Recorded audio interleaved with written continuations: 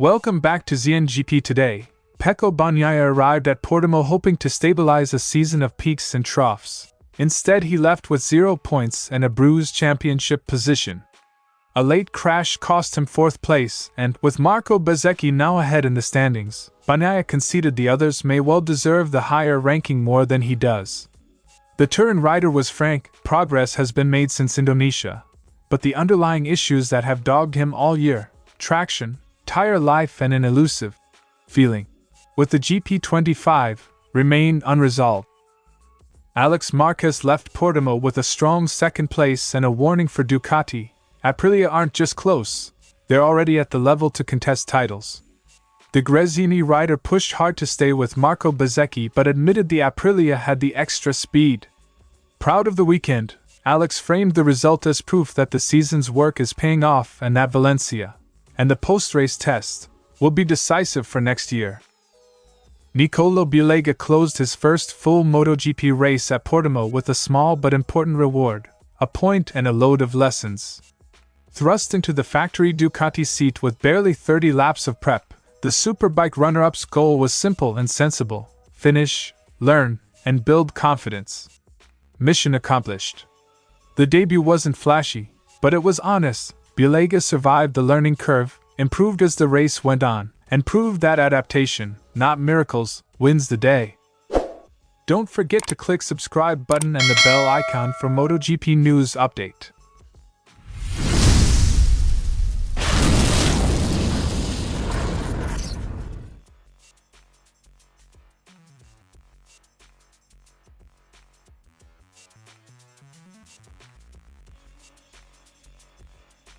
Bagnaia had shown small but noticeable gains through the weekend, describing a marginal improvement over Indonesia.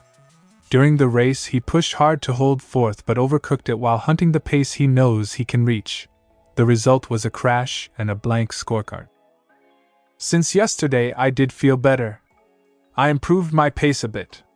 But these aren't the results I wanted. I was pushing hard, and I lost 4th place with the crash? It was a classic double-edged weekend, speed returning, but the margin for error thinned, and when Bagnaia reached it, the price was ruinous. Bagnaia praised the garage for continuing to work methodically, mirroring comments he's made all season about incremental fixes. Yet he repeated that the group still lacks a definitive explanation for the erratic form. The message from Ducati is clear: keep working and trust the process, but the answers are still forthcoming. I know what we can do as a team, but we're missing something, and we're trying to figure it out for the future. The whole team is working on it. Methodical troubleshooting is the right approach, but in a title fight measured in tenths. Working on it must translate fast into usable solutions. Bagnaia accepted that major upgrades are unlikely before the season ends. Ducati will prioritize the Valencia test and winter development for 2026 rather than chase marginal gains now.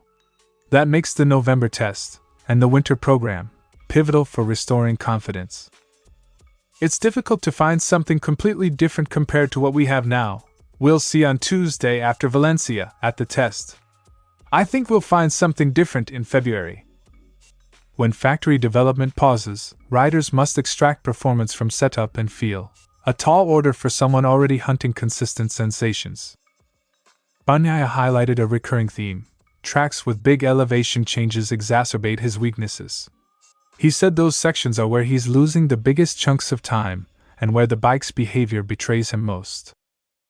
My problems are where there's a big difference in elevation on the track. That's where I'm losing the most time now. Identifying the symptom is progress. Turning that into a mechanical fix, geometry, traction control mapping or setup philosophy, is Ducati's next technical task. Perhaps the most striking moment was Bagnaia's humility. He openly admitted that riders who've passed him in the standings, notably Bezzecchi, may deserve the spot more. It was a rare, candid acceptance that underlines both his frustration and sportsmanship. Honestly, the other drivers who caught me, like Bezzecchi, deserve 3rd place in the championship much more than I do. There's dignity in that admission, but also pressure. Fans and engineers will expect the explanation and the rebound to follow. Bagnaia finished by stressing the importance of rebuilding, not scrapping what's been achieved, but working in a slightly different way to regain the edge. He remains committed, hopeful that the recent small steps forward will coalesce into a clearer direction during winter testing. I'd like to start over, working in a slightly different way. It's a difficult time, but we've worked better in the last 2 Grands Prix. So we have to build on that. The next fortnight, Valencia, the test, and winter development will determine whether Bagnaia's autumn is a blip or the start of a longer reclamation. Portimão closed with 0 points and hard truths for Pecco Bagnaia, better pace, worse outcome. The season's narrative has shifted from dominance to diagnosis, and the Ducati rider now faces a twofold task: help his engineers find the missing ingredient and broaden his ability to manage a bike that sometimes betrays his feeling. If Ducati deliver usable changes and Bagnaia tempers the urge to overpush, the final curtain in Valencia could be the first meaningful step back toward the front. Márquez chased Bezzecchi relentlessly but never quite had the punch to pass. From a tactical 5th on the grid he managed to attack and then defend with determination, but small front-end issues and a deficit in high-speed corners ultimately cost him the lead. We weren't fast enough to overtake him. Marco had a very fast race, and from the start I had to push to the limit. I had to try not to lose him, so I decided to push. I had nothing to lose. It was a full-throttle audition. Álex showed grit and pace, but Portimão amplified even the tiniest differential in top speed and corner stability. The headline takeaway was tactical as much as technical. Álex believes Aprilia have the package to fight for the championship. He pointed to Marco's speed and Jorge's recovery as evidence that Noali is a genuine title contender. I think they were already capable of it this year. From the beginning, they've been very competitive, even with 2 new riders like Marco and Jorge.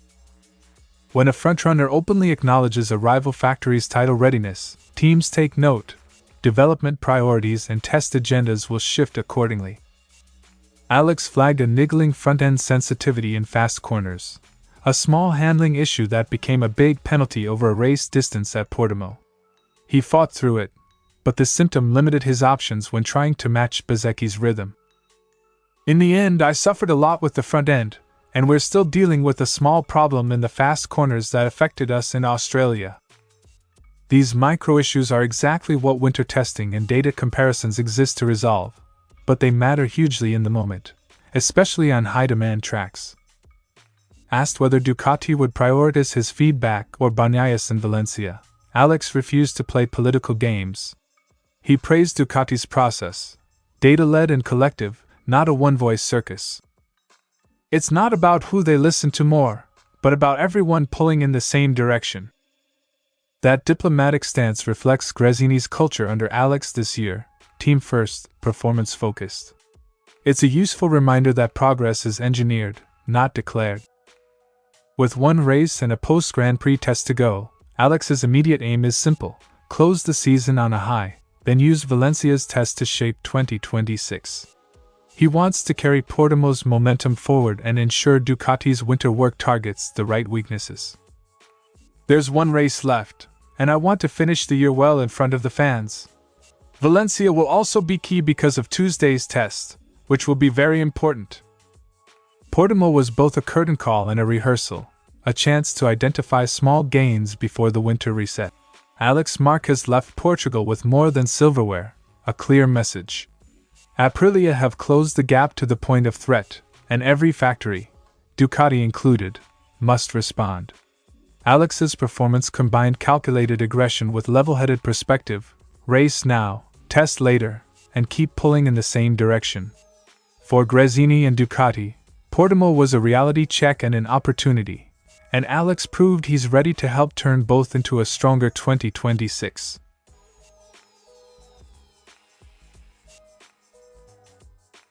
After yesterday's crash, the weekend target was pragmatic: complete the race, gather data and experience.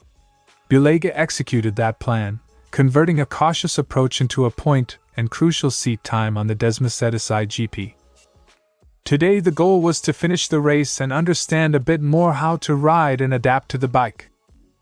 For a debutant replacing a champion, longevity in the race is a victory in itself, and Bulega earned it with composure. The biggest challenge wasn't the bike's power or the brakes, but the tires. Switching from Pirelli, SBK, to Michelin, MotoGP, forced Bulega to relearn braking, corner entry and rhythm, small changes that add up to big differences. With Pirellis you can brake very hard, with Michelins you have to do exactly the opposite. It's like you have to learn how to ride again.